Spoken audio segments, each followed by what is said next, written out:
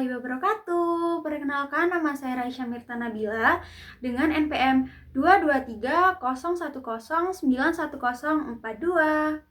Saya berasal dari Prodi Administrasi Publik, Fakultas Ilmu Administrasi Universitas Islam Malang. Nah, pada kesempatan kali ini saya akan membacakan hasil resum buku. Bukunya itu berjudul Manajemen Pelayanan Publik, karya Bapak Hayat. A few moments later.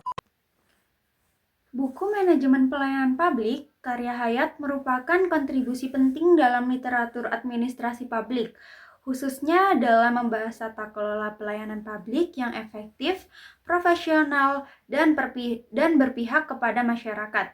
Buku ini disusun dalam 6 bab yang saling terkait, dengan tujuan utama memberikan pemahaman menyeluruh mengenai prinsip, praktik, serta tantangan dalam penyelenggaraan pelayanan publik di Indonesia, baik dari sisi teoritis maupun praktis. Di tengah upaya reformasi birokrasi dan peningkatan kualitas pelayanan publik, buku ini menjadi pedoman strategis bagi para akademisi, praktisi, maupun aparatur pemerintahan. Pada bab 1, penulis membuka pembahasan dengan menjelaskan pentingnya pelayanan publik sebagai manifestasi nyata dari kehadiran negara dalam kehidupan masyarakat. Pelayanan publik dipandang bukan hanya sebagai aktivitas administratif, tetapi juga sebagai cerminan kualitas hubungan antara pemerintah dan rakyatnya. Penulis menyoroti berbagai persoalan klasik dalam pelayanan publik di Indonesia seperti rendahnya efisiensi, tidak transparan, birokrasi berbelit, hingga kurangnya orientasi pada kepuasan masyarakat. Disinilah pentingnya reformasi menyeluruh dalam manajemen pelayanan publik yang dijadikan dasar utama dalam penyusunan buku ini. Penulis menjelaskan bahwa tujuan buku ini adalah menghadirkan model dan pendekatan manajerial dalam penyelenggaraan layanan publik yang berintegritas, profesional, dan akuntabel. Bab 2 kemudian mengupas secara konseptual mengenai definisi, fungsi, dan tujuan dari pelayanan publik. Pelayanan publik didefinisikan sebagai segala bentuk kegiatan yang dilakukan oleh pemerintah untuk memenuhi kebutuhan masyarakat, baik berupa barang, jasa, maupun pelayanan administratif. Fungsi utamanya tidak hanya sebagai alat untuk memenuhi hak-hak dasar warga negara, tetapi juga sebagai instrumen legitimasi kekuasaan negara, sarana pemerataan pembangunan, serta wadah untuk menumbuhkan kepercayaan publik. Penulis juga menegaskan prinsip-prinsip yang harus mendasari pelayanan publik seperti keadilan, kesetaraan, partisipatif, transparansi, akuntabilitas, dan keberpihakan terhadap kelompok rentan. Tujuan akhir dari pelayanan publik adalah untuk meningkatkan kualitas hidup masyarakat secara adil dan merata. Masuk pada bab 3, fokus bergeser pada aspek kinerja pelayanan publik. Nah, penulis menjelaskan bahwa kinerja layanan bukan hanya dilihat dari output administratif, tetapi dari seberapa jauh sih pelayanan tersebut memenuhi harapan dan kebutuhan masyarakat. Indikator kinerja mencakup kecepatan pelayanan, ketepatan prosedur, kemudahan akses, serta kepuasan masyarakat sebagai pengguna layanan. Evaluasi terhadap kinerja dapat dilakukan melalui metode survei kepuasan, sistem pengukuran berbasis balance scorecard, hingga audit kinerja oleh lembaga pengawasan. Namun, penulis juga menyoroti sejumlah kendala dalam pengukuran kinerja, seperti keterbatasan data, belum adanya integrasi sistem informasi, serta budaya birokrasi yang cenderung mengedepankan formalitas ketimbang hasil pelayanan yang berdampak langsung kepada masyarakat itu sendiri. Pada bab 4 buku ini mengulas tentang pentingnya sumber daya aparatur sebagai ujung tombak pelayanan publik. Nah, penulis menjelaskan bahwa kualitas pelayanan sangat ditentukan oleh kualitas aparatur sipil negara atau ASN yang menjalankannya. Untuk itu, rekrutmen dan promosi ASN harus berbasis pada prinsip meritokrasi, bukan pada kedekatan politik atau birokratis. ASN perlu dibekali dengan kompetensi teknis, manajerial, serta kemampuan sosial kultural agar mampu beradaptasi dengan dinamika kebutuhan masyarakat. Nah, sayangnya masih banyak permasalahan yang masih membayangi seperti rendahnya profesionalisme, lemahnya integritas, serta kurangnya pelatihan dan pembinaan karir. Penulis menawarkan solusi berupa reformasi sistem, rekrutmen, peningkatan pelatihan berkelanjutan, serta penerapan sistem e-performance untuk mendukung transparansi dan akuntabilitas dalam kinerja ASN. Pembahasan berlanjut pada bab 5 yang secara khusus menyoroti agenda reformasi birokrasi sebagai jalan utama untuk mewujudkan pelayanan publik yang lebih baik. Pada bab ini, penulis menegaskan bahwa reformasi birokrasi haruslah menyeluruh dan sistematis, mencakup perubahan struktur kelembagaan, proses bisnis, dan budaya organisasi. Tujuannya tidak lain tidak bukan adalah untuk menciptakan birokrasi yang lebih ramping, fleksibel, dan responsif terhadap kebutuhan masyarakat. Salah satu strategi utama dalam reformasi birokrasi adalah pengembangan sistem pelayanan publik yang berbasis digital seperti sistem pemerintah berbasis elektronik atau yang biasa disingkat dengan SPBE. Selanjutnya, pelayanan terpadu satu pintu atau PTSP, serta mall pelayanan publik. Namun, implementasi reformasi tidaklah mudah. Penulis mengidentifikasi sejumlah hambatan seperti resistensi dari birokrat senior, keterbatasan anggaran, serta lemahnya komitmen politik. Untuk itu, dibutuhkan pendekatan perubahan budaya birokrasi secara gradual disertai dengan pengawasan yang kuat tentunya dan evaluasi berkala. Akhirnya pada bab 6 ini penulis membahas tentang penerapan prinsip good governance dalam pelayanan publik. Good governance atau tata kelola pemerintah yang baik menjadi prinsip utama dalam menciptakan pelayanan publik yang bersih, adil, dan efisien.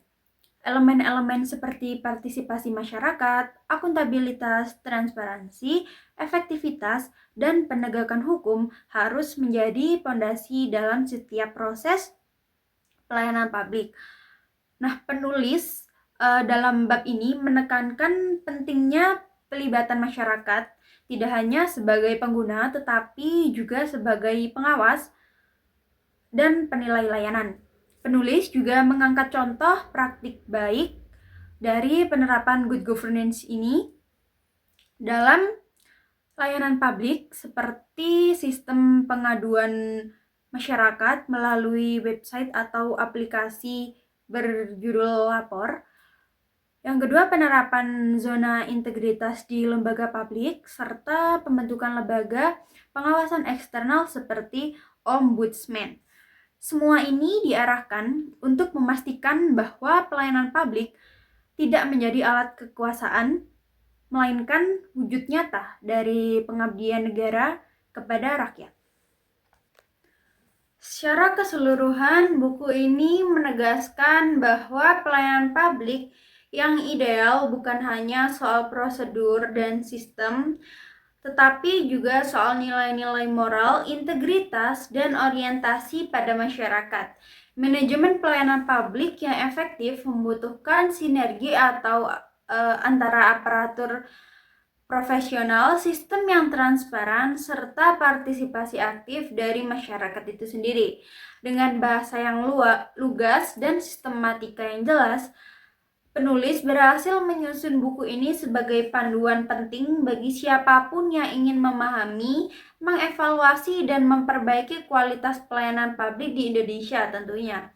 Buku ini sangat direkomendasikan bagi mahasiswa administrasi publik, pegawai negeri, peneliti kebijakan publik, serta praktisi birokrasi yang ingin mewujudkan pemerintah yang melayani dan dipercaya oleh rakyatnya. Nah, itu dia hasil resume buku Manajemen Pelayanan Publik yang ditulis oleh Bapak Hayat. Saya berharap buku ini bisa dibaca oleh kalangan mahasiswa, praktisi politik, dan lain sebagainya. Nah, saya juga berharap buku ini bisa bermanfaat untuk pembacanya karena buku ini sangat recommended. Pada akhirnya, buku Manajemen Pelayanan Publik karya Hayat bukan hanya sekadar paparan konseptual, tetapi juga ajakan moral untuk membangun pelayanan publik yang berorientasi pada kemanusiaan dan keadilan sosial. Buku ini mengingatkan kita bahwa pelayanan publik bukan hanya soal aturan dan prosedur, tetapi menyangkut martabat warga negara yang harus dilayani dengan sepenuh hati dan tanggung jawab. Dalam konteks Indonesia yang terus bertransformasi, pemikiran Hayat memberikan bekal intelektual sekaligus arah praksis menuju birokrasi yang lebih transparan, partisipatif, dan melayani.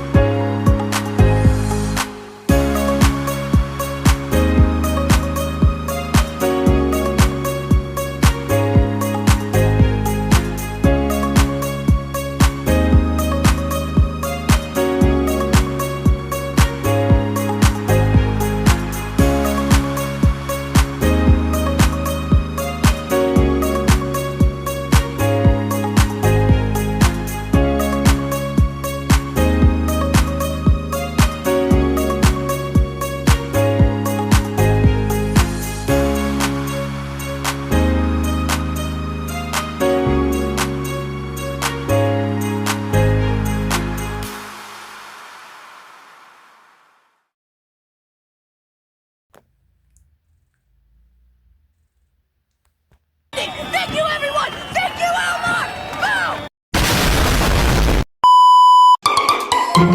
Boom!